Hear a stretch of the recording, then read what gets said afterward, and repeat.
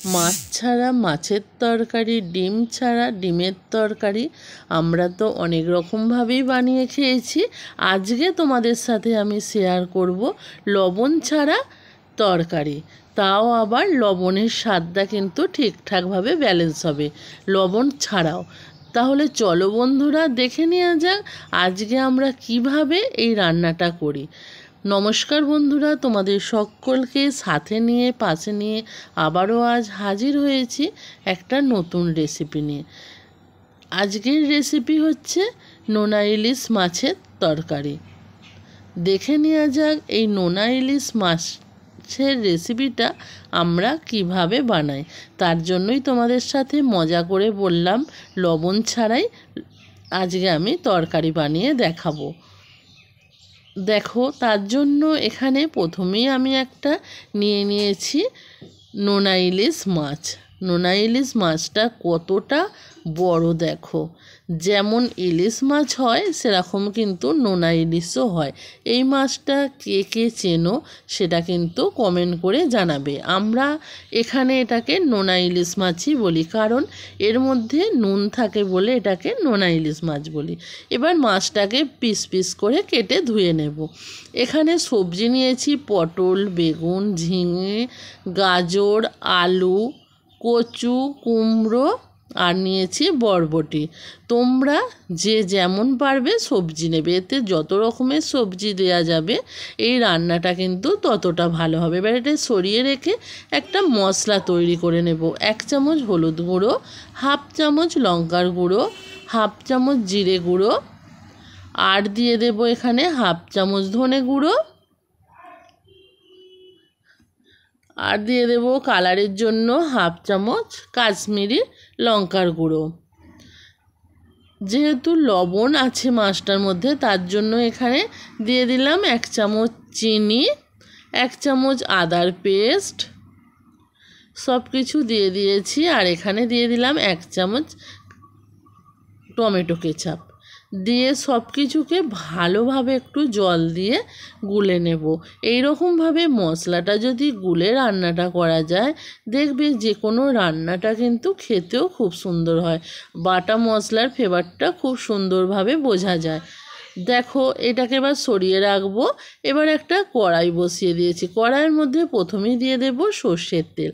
আমি রান্নাটা কিন্তু পুরো সর্ষের তেলে করব। এবার তেলটা গরম হয়ে গেছে, একে একে সমস্ত সবজিগুলোকে আমি ভেজে নেব। প্রথমেই এখানে দিয়ে দিলাম পটল। পটলগুলোকে এইরকমভাবে মোটা মোটা করে লম্বা লম্বা করে কেটে নিয়েছি। এই রান্নাটা সবজিগুলোকে খুব সুন্দর করে ভেজে নিয়ে করলে তবেই কিন্তু রান্নাটা খেতে খুব সুন্দর হবে। দেখো, কথা বলতে বলতে এখানে কিন্তু আমার পটলগুলো খুব সুন্দরভাবে ভাজা হয়ে গেছে। পটলগুলোকে এবার সরিয়ে রেখে ওই তেলের মধ্যে দিয়ে দেব বেগুন। এখানে বেগুনটাও কিন্তু আমি লম্বা লম্বা করেই কেটেছি। সমস্ত সবজিগুলো এখানে লম্বা লম্বা করেই কাটা হয়েছে। সবজিগুলো যখন কাটবে একই রকম শেপে কাটবে, দেখবে রান্নাটা দেখতেও ভালো হবে খুব। এর মধ্যে এবার দিয়ে দিলাম বরবটিগুলো। বরবটি আর বেগুন দেখো অনেকটা ভাজা হয়ে গেছে। এবার এর মধ্যে আমি দিয়ে দেব ঝিঙে, বরবটি আর দিয়ে দিয়েছি বেগুন। এগুলোকে খুব ভালো করে দেখো নাড়াচাড়া করে ভেজে নিচ্ছি। আর এবার এখানে দিয়ে দেব কুমড়োটা দিয়েও ভালোভাবে ভেজে নেব। পটলটা যেহেতু ভালোভাবে না ভাজলে একটা গন্ধ আসে, তার জন্য পটলটাকে আমি আগে ভালোভাবে ছেঁকে তুলে নিয়েছি। এগুলোও কিন্তু খুব সুন্দরভাবে ভাজা হয়ে গেছে। তোমরা দেখে নিশ্চয়ই বুঝতে পারছো। এখানে সবজিগুলোকে পুরো তেলের মধ্যে আমি ভালো করে ভেজে নিয়েছি। আমরা তো ইলিশ মাছের অনেক রকমের রেসিপি করেই খেয়েছি, কিন্তু এই নোনা ইলিশ মাছের এই রকমভাবে একবার হলেও রেসিপিটা বানিয়ে দেখো বন্ধুরা, খুবই ভালো হয় এটা খেতে। একে একে সমস্ত সবজিগুলো আমি এখানে ভেজে নিচ্ছি। এবার এখানে আমি দিয়ে দেব আলু আর গাজর। আলু আর গাজরটা আগে ভেজে নেব। আলু আর গাজরটা দেখো অনেকটা কালার এসে গেছে। এবার এখানে দিয়ে দেব কচু। এই রান্নাটার মধ্যে কিন্তু কচুটা অবশ্যই দেবে। আর তোমাদের হাতের কাছে যে যে সবজিগুলো থাকবে সেইগুলোই এই রান্নাটার মধ্যে দিতে পারো। কচুটা দিয়েও দেখো আমি ভালোভাবে ভেজে নিয়েছি। এবার আমি কচু, আলু আর গাজরটাকেও তুলে নেব। কতটা সুন্দর লাগছে না এই সবজিগুলো ভাজার পর, আর রান্নাটা কিন্তু করলে আরও সুন্দর লাগবে। দেখো এখানে কিন্তু সবজিগুলো আমার 80% সিদ্ধ হয়ে গেছে। কড়ার মধ্যে আরও একটু তেল দিয়ে দেব। তেলটা ভালোভাবে দেখো এখানে গরম হয়ে গেছে। আর এখানে দেখো নিয়েছি 3 পিস বড় সাইজের মাছকে। এই মাছগুলোর মধ্যে কিন্তু লবণ হলুদ কিছুই মাখাতে হয় না। আর তাছাড়া এই তরকারিটার মধ্যেও কিন্তু কোনো রকমভাবেই লবণ দিতে হয় না। মাছটার মধ্যে এতটা পরিমাণে লবণ থাকে। দেখো তেলের মধ্যে মাছটাকে আমি দিয়ে দিলাম, দিয়ে মাছটাকে উল্টে পাল্টে ভালোভাবে ভেজে নেব।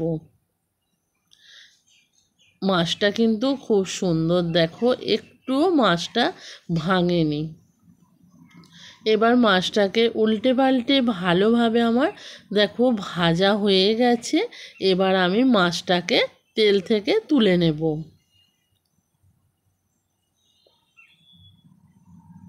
মাছটাকে আমি তেল থেকে সব তুলে নিচ্ছি। আর মাছটা খুব সুন্দরভাবেই আমি এখানে ভেজে নিয়েছি। নরম করে ভাজবে না, তাহলে দেখবে মাছটা ভেঙে যেতে পারে। ওই জন্যে মাছটা যেমন ভাজার নিয়ম সেই রকমভাবেই ভেজে নিয়েছি।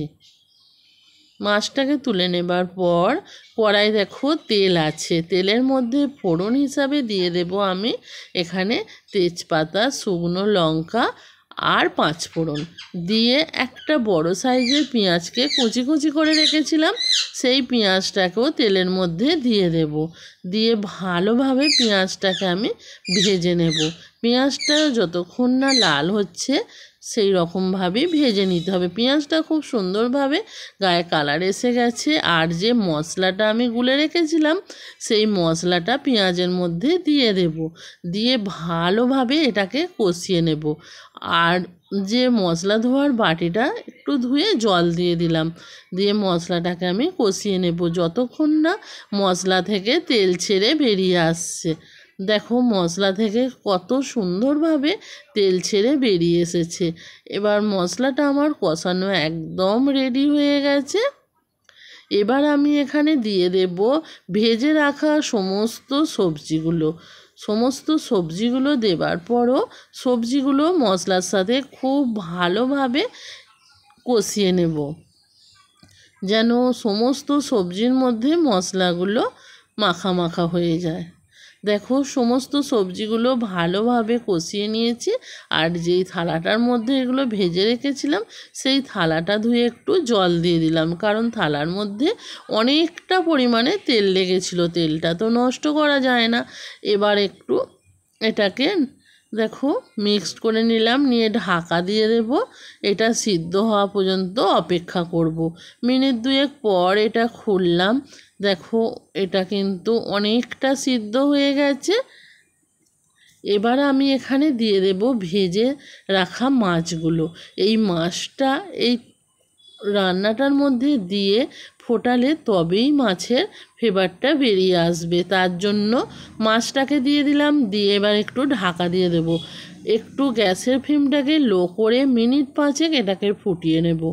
মিনিট 5 পর এটা খুলছি। দেখো বন্ধুরা কত সুন্দরভাবে তৈরি হয়ে গেছে এই মাছের এই রেসিপিটা। আর এটা একটু গ্রেভি গ্রেভি রাখবে, তাহলে দেখবে অনেকটা টেনেও যাবে। আর একটু গ্রেভি গ্রেভি রাখলে এটা খুব সুন্দরভাবে ভাতের সাথে খাওয়া যাবে। এবার গ্যাসের ফ্লেমটা অফ করে দিয়ে একটু রেস্টে রাখবো। এবার চলো সার্ভ করে নিই। আজকের রেসিপিটা তোমাদের কেমন লাগলো অবশ্যই কিন্তু কমেন্ট করে জানাবে বন্ধুরা। আর এই নোনা ইলিশের সিজনে একবার হলো এই রকমভাবে নোনা ইলিশ মাছ বানিয়ে খেয়ে দেখো, তারপর আমাদেরকে কমেন্ট করে জানাবে তোমাদের কেমন লাগলো। আশা করছি তোমাদের খুবই সুন্দর লাগবে।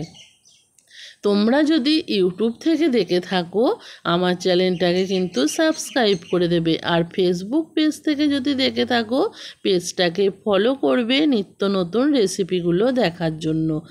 আজকের মতো ভিডিওটা আমি এখানেই শেষ করছি।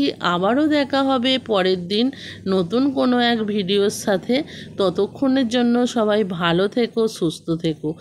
আর তোমরা যদি আমাদের কাছ থেকে নতুন কোনো রেসিপি দেখতে চাও সেটাও কিন্তু আমাদেরকে কমেন্ট করে জানাতে পারো। সেই রেসিপিটা নিয়েও আমরা হাজির হব। আজকের মতো